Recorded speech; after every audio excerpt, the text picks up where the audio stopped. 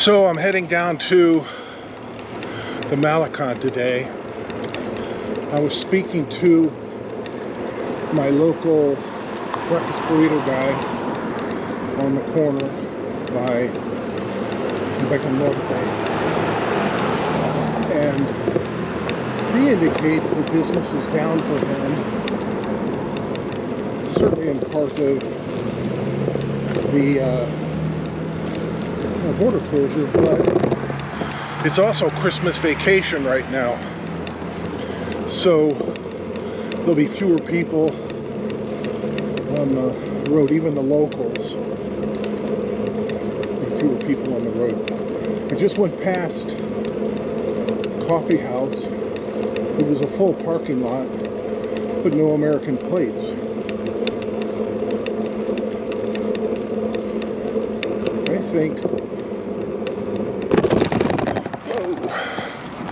I think we're going to find that Malecon's empty. Again, though. Christmas vacation. So, I've been having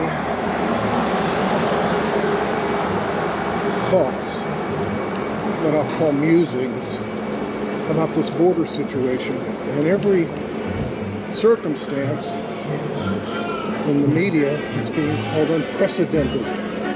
An invasion. Hey, you want your shrimp? Fish?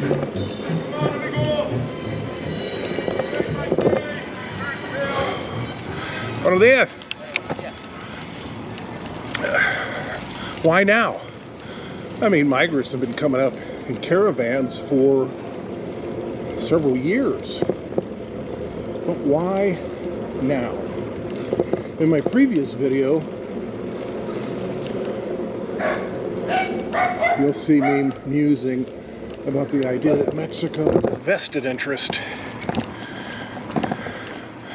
in holding the United States policies hostage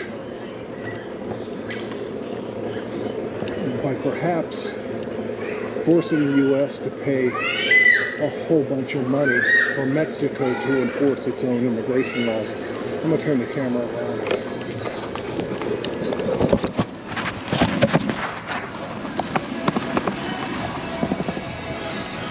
Alright, so let's take a look. A lot of these are closed. The cars that you see will be locals that are working. Some of the shops are closed. Not unusual this time of year. People still come to work.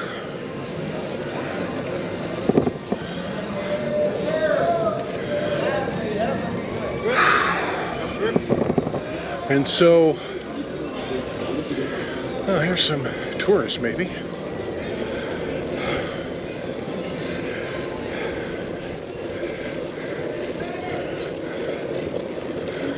Yeah, a few.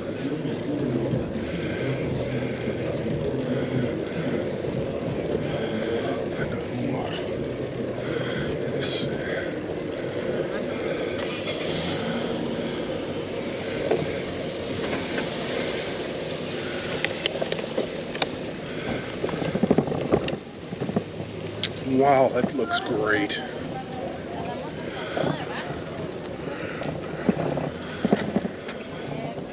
So, I'm thinking, you know, the war we wage now is really quite different. Yeah, we still throw bullets and bombs.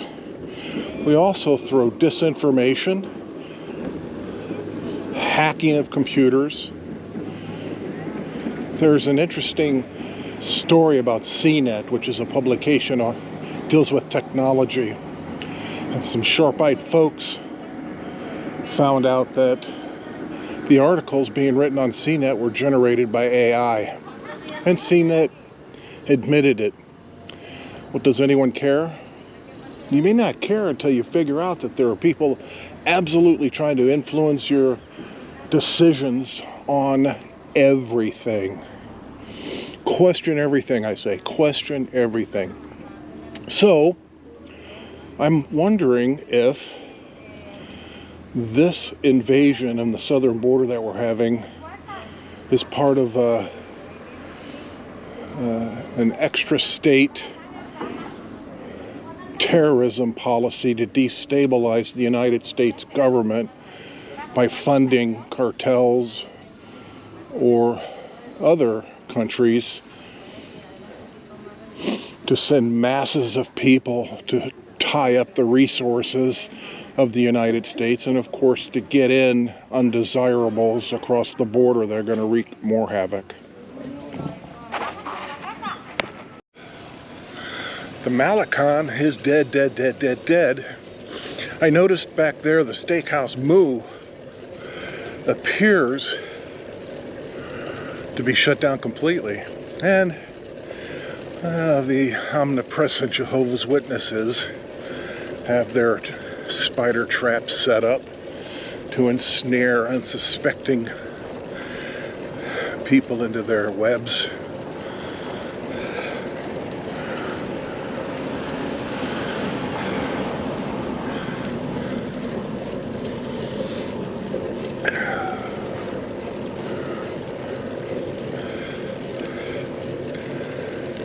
It's a great day.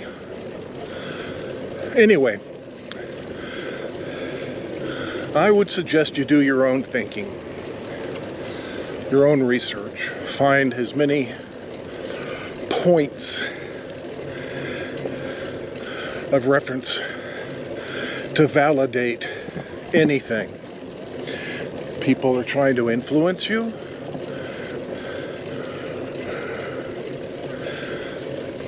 People with malicious agendas, people that are just stupid.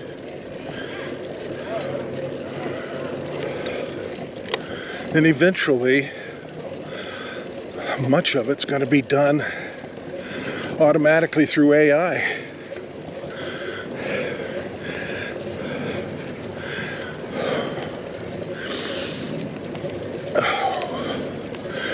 There was a movie back in the 80s called War Games with Matthew Broderick. The theme behind the movie was a computer, or AI, I think, had become somewhat sentient.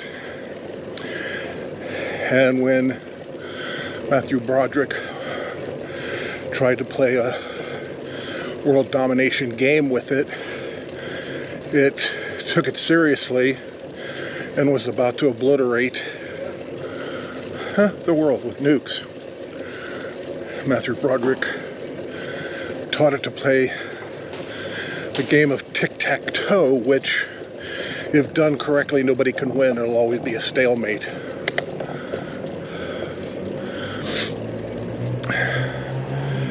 The computer figured out that the only way to win is not to play. That is why I chose not to renew my voter's registration card. At one point in time, our choices were Hillary Clinton or Donald Trump. The only way to win is not to play.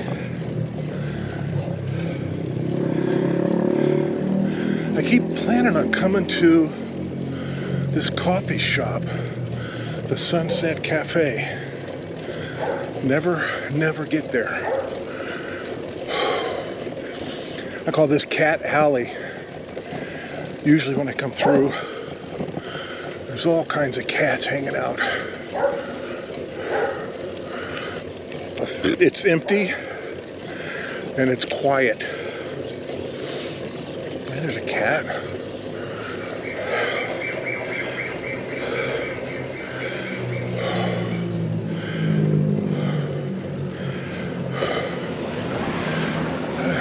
I'm going the wrong way, but I'm special.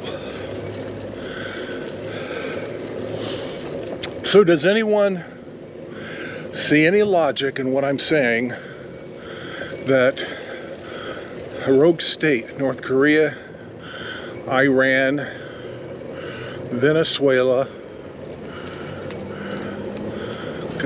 who knows how many countries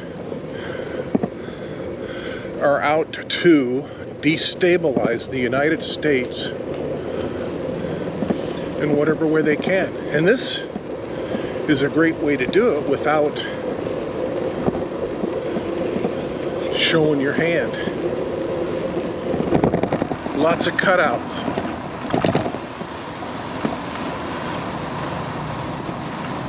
Oh man, what a great day. It's gotta be 70. Got a sweatshirt on, it's a bit too much.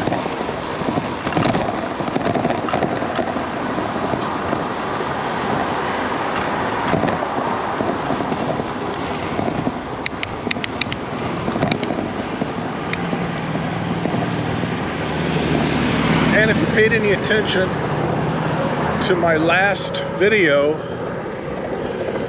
do you think the United States should cut off aid to the likes of Israel and or Ukraine and funnel the money to Mexico or maybe even Guatemala to stop the immigrants from coming up, since Mexico has elected not to deport anyone, and they have said very clearly that they're not going to accept refugees from other countries than Mexico. Hey Jesse, how's it going? Should we take that money and give it to our most immediate threat? Personally, I think Israel should be defunded. I think we should give money to Ukraine. And the reason I say that is I'm old enough to remember when the Soviet Union invaded Czechoslovakia. I think Putin desperately wants those days back. I think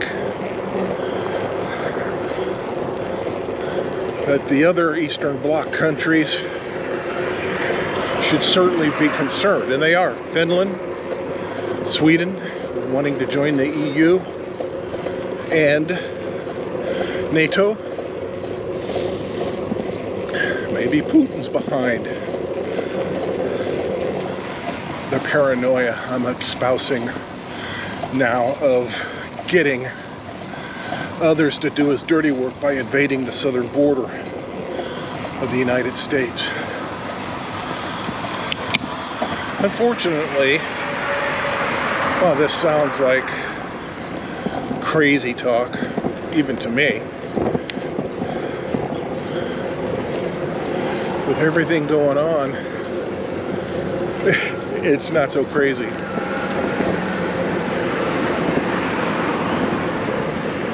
Thank you.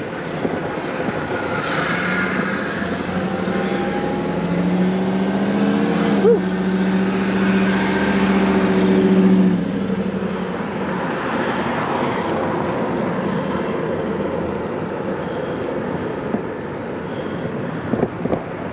Jehovah's Witnesses have changed their policies of door knocking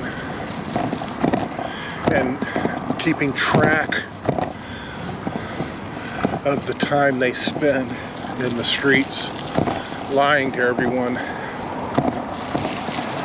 Now they just do their spider trap locations all over the place. Buenos días.